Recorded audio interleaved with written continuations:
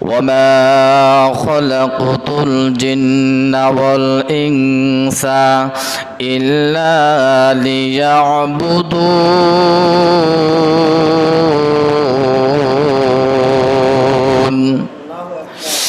এ যুবক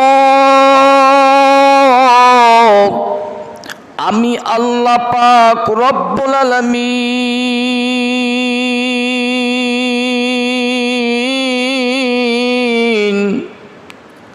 তোমাদেরকে দিনে এবং রাতে 24টা ঘন্টা দান করলাম। মুসলমান,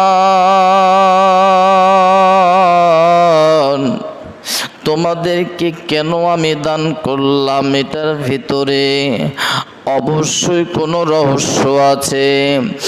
আমার আল্লাহ পাক রব্বুল আলামিন বলেন, মুসলমান এই 24টা ঘন্টার ভিতরে আমি আল্লাহ পাক রব্বুল আলামিন তোমাদেরকে তৈরি করে পাঠাইলাম, তোমাদেরকে আমি দুনিয়ার জমিনে পাঠাইলাম। আমার মুসলমান ভাইরা,